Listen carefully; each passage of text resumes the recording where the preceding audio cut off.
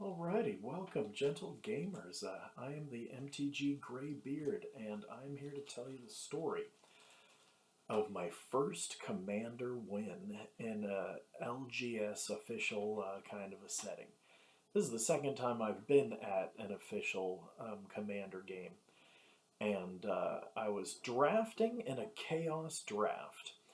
And I was very excited to go to this event because one of my favorite streamers, Kenji Numot the Nummy, was a guest of honor. Unfortunately, I didn't get to draft at Kenji's table, but I did get to meet the fella. He gave me a fist bump to congratulate me for the win, and we did a selfie. So you can check that out on my Twitter T3DY. So I thought I would tell the story of what I was thinking in the draft and how the game went a little bit. And I got some notes, and I got the cards. So it was a Chaos draft, and you got two packs that you knew what kind of packs you were going to get. You got Commander Legends, and you got the Baldur's Gate Commander Legends set.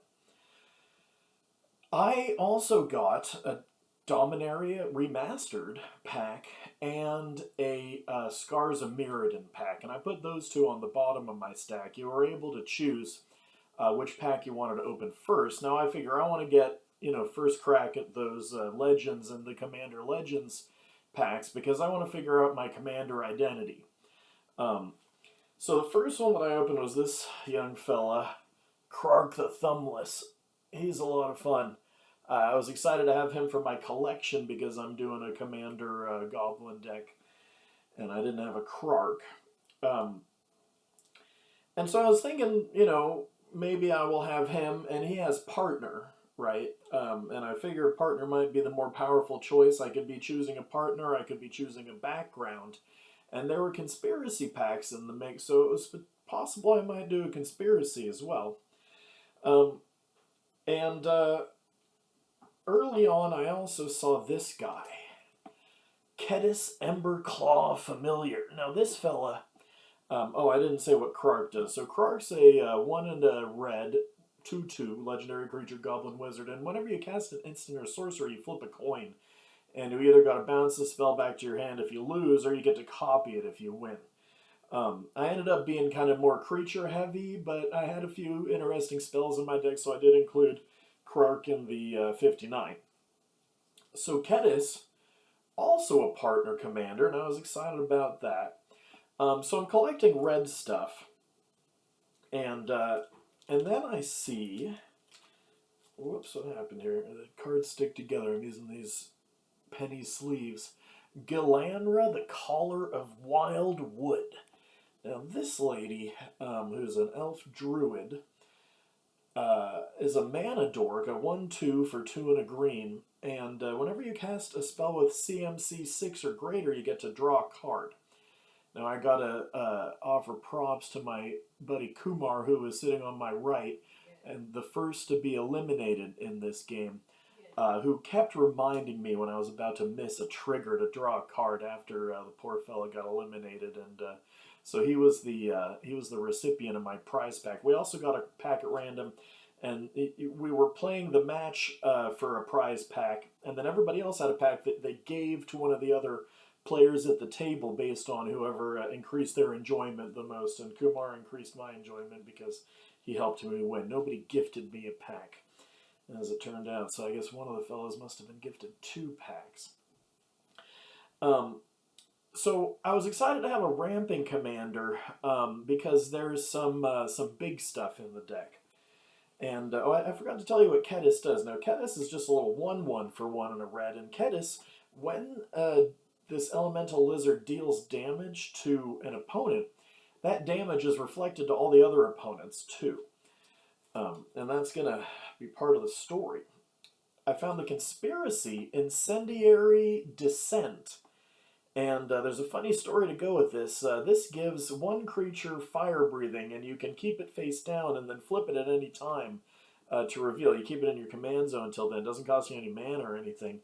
And I was going to give Kediss fire breathing and then bounce it to every opponent. Well, I have never played a conspiracy before, and I totally forgot. I may have thrown the game because I forgot to pump up my dude with fire breathing to do even more damage, but we'll come to that.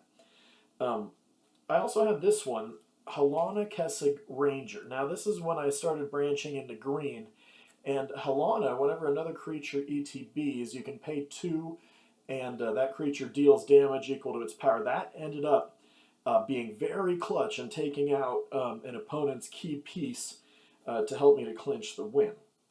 Now, there was a couple of green backgrounds that I didn't end up including in my deck that I thought I had in my little collection here.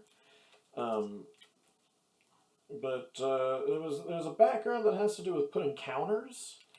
And I was kind of getting into this idea of like a putting counters theme. There was another critter that does counters.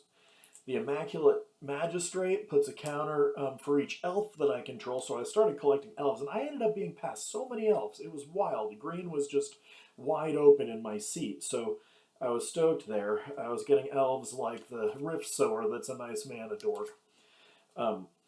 And so I started building a strategy based around pumping the team. I got Strength of the Pack, which I got to resolve and put +2/+2 counters on the whole team, and I got Overwhelming Encounter, which is a dice roll, and I managed to roll over 10 and put counters on my whole team. Now, I only had like 4 or 5 dudes on the board. I had been a little bit mana screwed and missed my 3rd or 4th land drop. The 4th land drop took like 3 turns to manifest, by the way. So I didn't really have all that well developed a board. I was kind of letting my opponents duke it out. Kumar on my right was playing Golgari and had just like ramped out some huge cascading craziness. And so the whole table was sort of working to stop that fella.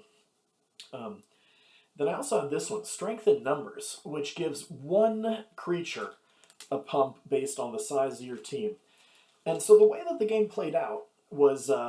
and so I just basically just stayed in those red and green and got very well hooked up, having found my lane, is the rest of the story of the draft.